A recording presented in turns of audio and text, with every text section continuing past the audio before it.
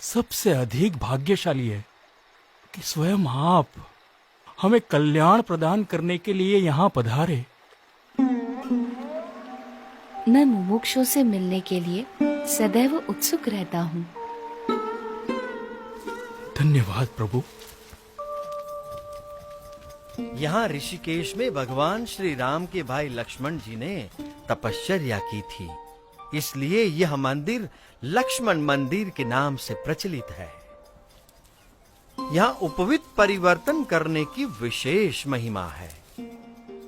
मनुष्यों और परमात्मा के बीच का एक मार्ग प्रस्थापित करने के लिए कटिबद्ध और भवसागर में डूब रहे जीवों को उबारने के लिए संकल्पबद्ध नीलकंठ वर्णी ने गढ़वाल प्रदेश में अपनी कल्याण यात्रा को आगे बढ़ाया।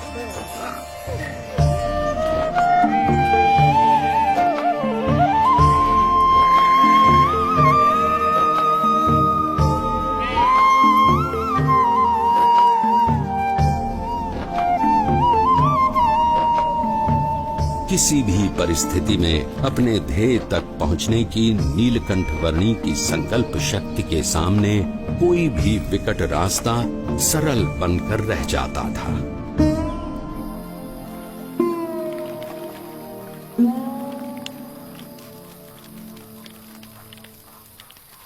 अरे उस बच्चे को देखो, इतनी ठंड में इतने कम कपड़े, ये जिंदा कैसे रहता होगा?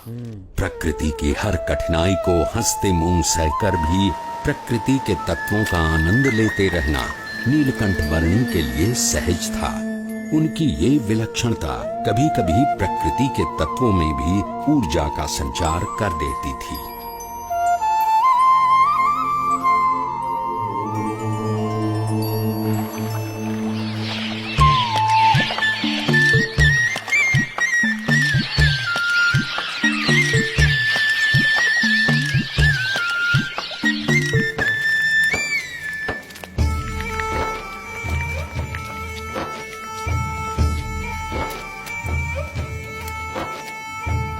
ये मनभंग पर्वत है और वो चित्तभंग पर्वत, और वहां दूर नदी के किनारे जो दिख रहा है वो है श्रीपुर गांव।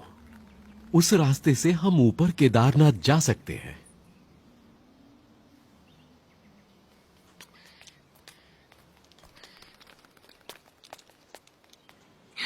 ये क्या बना रहे हो? ये जीव है और ये ईश्वर है, और ये उनके ऊपर माया का घोर अंधकार। ये क्या? और माया से भी पर ये है ब्रह्म, और सबसे पर परब्रह्म। ये क्या देख रहा है? बेटा, तुमने सन्यास ले लिया है। अच्छा किया है, पर इतनी छोटी उम्र में तुम्हें क्या पता कि कितना संघर्ष, कितनी विकटताएं होती हैं एक सच्चे सन्यासी के जीवन में। यदि पुरुष प्रयत्न में कोई कमी न रहे तो परमात्मा कृपा करके सारी विकटताओं को पार करवा देता है। अगर मन के पक्के हो तो शायद तुम निर्भयता से घने वनों को पार कर लोगे, भयानक जानवरों का भी सामना कर लोगे, और ऐसी कई विकटताओं को पार कर लोगे जो सामान्य मानव नहीं कर पाता। पर सन्यासी का जीवन अपने आप में एक संघर्ष है।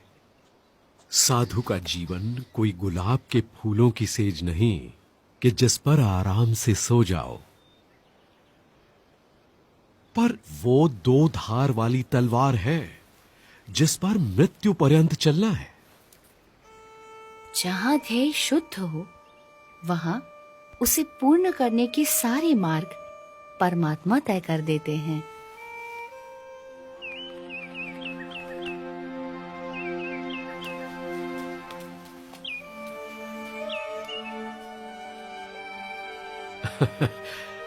बच्चा है पर मन का पक्का है।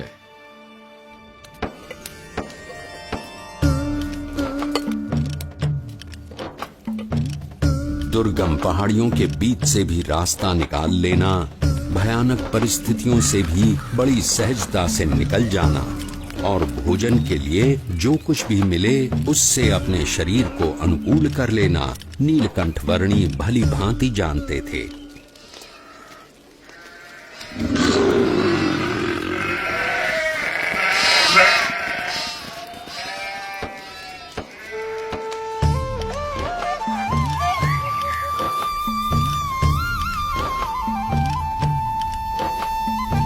अपनी कल्याण यात्रा के दौरान नीलकंठ वर्णी श्रीपुर आ पहुंचे।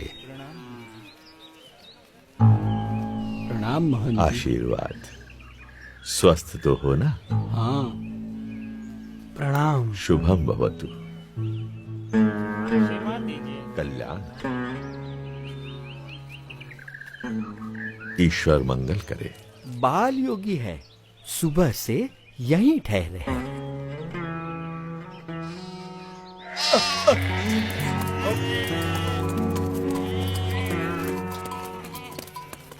सब सुनिए, संध्या काल हो रहा है, सब सचेत हो जाइए। अपने मवेशियों को घर के अंदर ले लीजिए, बच्चों को भी ले लीजिए, सचेत रहिए। खेलना बंद करो, पता है ना बाहर कितना खतरा है। घर का ताला अंदर से बंद कर लेना, कोई बाहर ना निकले, ध्यान रखना। चलो चलो जल्दी करो, चलो जल्दी जल्दी सब कुछ अंदर रख दो। चलो चलो जल्दी करो। मैंने इस तरफ के दरवाजे बंद कर दिए हैं। भी सब बंद कर दिया है। चलो जरा जल्दी करो। चलो चलो जल्दी करो। पीछे के सारे दरवाजे भी बंद कर दो। हाँ भैया। अरे कोई खिड़कियां भी खुली मत छोड़ना।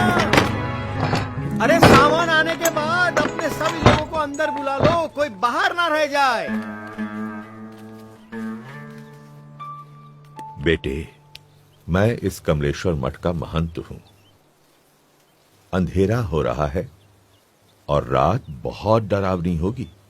मठ के अंदर आकर रहो। अंतर का उजास बाहर के अंधेरे से डरने ही नहीं देता। अच्छा, अगर मठ में रहना नहीं चाहते हो तो फिर श्रीपुर गांव में कोई और ठिकाना ढूंढ लो, लेकिन यहां मत रुको। मैं बस्ती से दूर एकांत में रहना अधिक पसंद करता हूँ। लेकिन यहां रुकने में खतरा है। यहां रात में खूंखार जानवर आते रहते हैं। इंसान हो या मवेशी, किसी का भी शिकार कर लेते हैं। यहां रात की हवा में मृत्यु मंडराती रहती है। तो आपका कहना है कि मृत्यु आपके मठ में प्रवेश नहीं कर सकती? क्या आपके किवाड़ या दीवार मृत्यु को रोक सकते हैं? मृत्यु को तो कोई नहीं रोक सकता मेरे बच्चे, लेकिन सामने से मृत्यु को गले लगाना भी तो उचित नहीं। यदि मृत्यु को कोई रोक ही नहीं सकता तो उससे डरना भी क्यों? जीवन से मोह ही भय का कारण है। जहां मोह नहीं वहां भय नहीं। तुम बालक भी हो और योगी भी। अब बाल हठ और योगी हठ दोनों को तो मैं नहीं छुड़वा सकता। वैसे मठ में सदैव तुम्हारा स्वागत है। मन करे तो चले आना।